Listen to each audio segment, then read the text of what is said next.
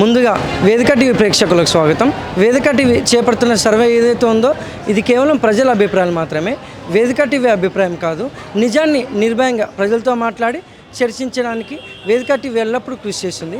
మరి ఈ సర్వేలో ప్రజలకున్న సమస్యలను ప్రభుత్వానికి చేరవేయడమే లక్ష్యంగా ఈ సర్వే చేపడుతున్నాము.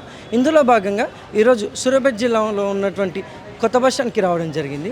మరి కొత్త బస్ స్టాండ్కి చాలా గ్రామాల నుంచి ప్రజలు నేరేడుచెల్ల, భీమారం, కోదాడ, తుంగతుర్తి, తొర్రూరు, ఖమ్మం, మహబూబాబాద్, నల్గొండ, నెక్రకల్ నుంచి ప్రజలు ఇక్కడికి రాకపోకలు సాగిస్తుంటారు. మరి ఇక్కడ ఉన్నటువంటి ప్రజలతో మాట్లాడి కాంగ్రెస్ హయాంలో సీఎం రేవంత్ రెడ్డి గారి పాలన విధి విధానాలు ఏ విధంగా జరుగుతున్నాయి, మరి అలాగే గతంలో కేసీఆర్ గారి పాలన విధి విధానాలు ఏ విధంగా జరిగాయనే విషయాలని వాళ్ళ అభిప్రాయం ద్వారా తెలుసుకునే ప్రయత్నం చేద్దాం. నమస్తే అమ్మ.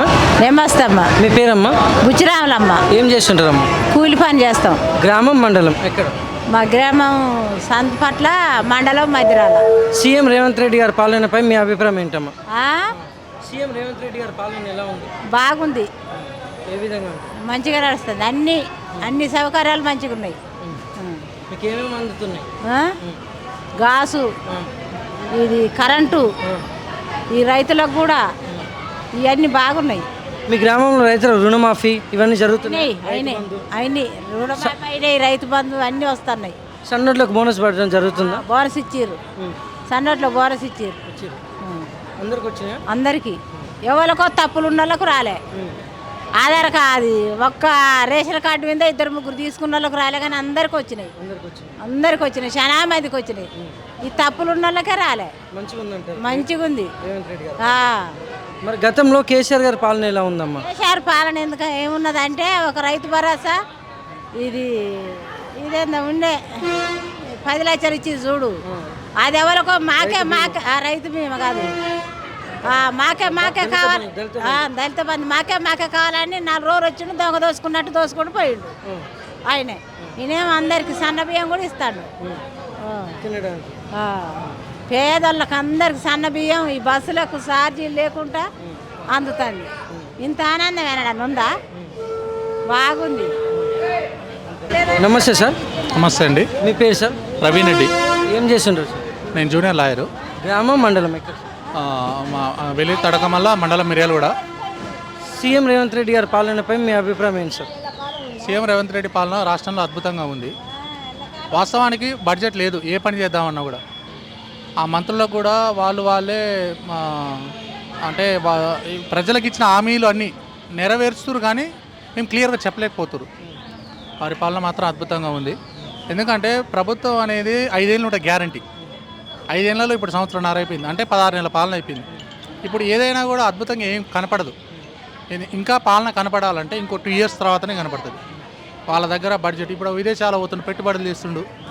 తర్వాత మళ్ళీ ఇక్కడ అంత కమ్యూనికేషన్ కూడా వాళ్ళు పెంచుకుంటారు.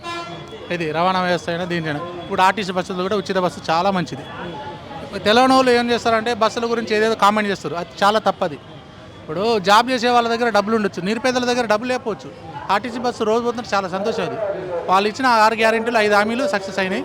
ఒకటి ఏది నిరుద్యోగ పెన్షన్ లేదు, అది తర్వాత మళ్ళీ ఆసరా పెన్షను 4,000 రూపాయలు ఇస్తున్న పథకం కూడా అది ఒకటి సక్సెస్ చేస్తే ఈ మన ఓల్డేజ్ ముసలి వాళ్ళకు కూడా ఆసరా అవుతుంది.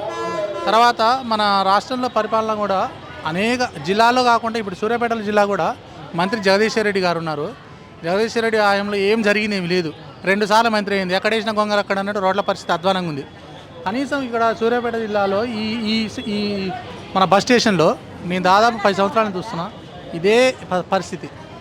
లేట్రిన్ టాయిలెట్స్ బాగాలేదు. తర్వాత మన ఎంక్వైరీ దగ్గర కూడా కరెక్ట్ లేదు. ఈ ప్రభుత్వం వచ్చిన తర్వాత షిఫ్ట్ చేసారు. కండక్టర్లు అయినా ఎవరైనా కూడా వాళ్ళ పరిపాలన వాళ్ళ తీరు ప్రజాస్వామ్యంగా మంచిగా ఉంది. దాని గురించి ఎలాంటి విమర్శించాల్సిన అవసరం లేదు. ఎవరో పడిపడిన వాళ్ళు ప్రభుత్వం గురించి చాలా విమర్శిస్తారు, అది చాలా తప్పది. ప్రభుత్వం తీరు చాలా బాగుంది, అద్భుతంగా ఉంది, జనాలు మెచ్చుకుంటారు.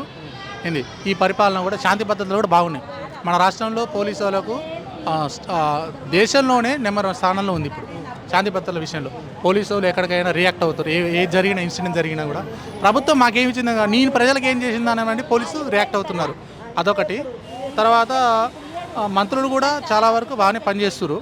ఇక్కడ మన సూర్యాపేట కాన్స్టిట్యూషన్లో మన ఇప్పుడు ఉన్నారు, కోదాడ కాదు, ఇక్కడ మన చైర్మన్ గుడి చైర్మన్ అయ్యాడు. ఆయన పేరేం పేరు తెలియదు. అయితే ఆయన కూడా చాలా అద్భుతంగా చేస్తుండు.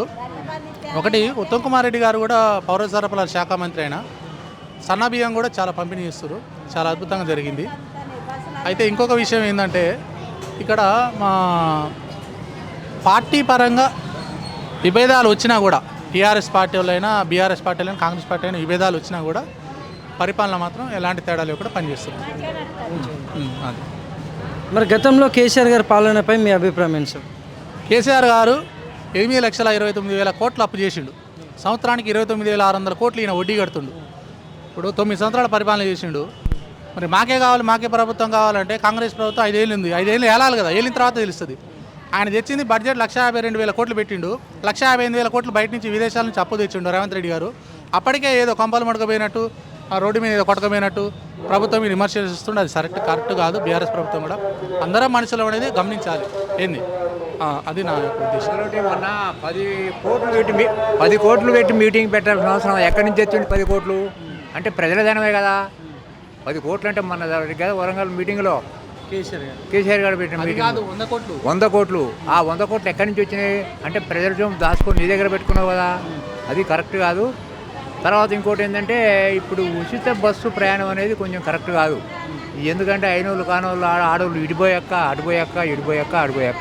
దీన్ని అది తొందరగా తీసేయడం బెటర్. చేసి దానివల్ల కొంత గవర్నమెంట్కి ఆదాయం ఏర్పడుతుంది. మరి ఎక్కడి నుంచి వస్తారు డబ్బులు? అసలు అప్పులలో ఉంది. ఈ ఉచిత బస్సులు ఇవన్నీ కూడా తీసేయడం మంచి. తర్వాత ఇంకోటి ఏంటంటే ఫస్ట్ చేయాల్సింది రైతు బంధు, రైతు రుణమాఫీ చేస్తే రేవంత్ రెడ్డి అంటే ఆయన జన్మలో ఎవరు మర్చిపోరు. అది ఫస్ట్ పాయింట్. అది చేయకపోతే కూడా ఆయనకు కష్టాలు ఎదుర్కోవాల్సిన పరిస్థితి ఏర్పడుతుంది. ఓకేనండి. Thank you sir. Thank you.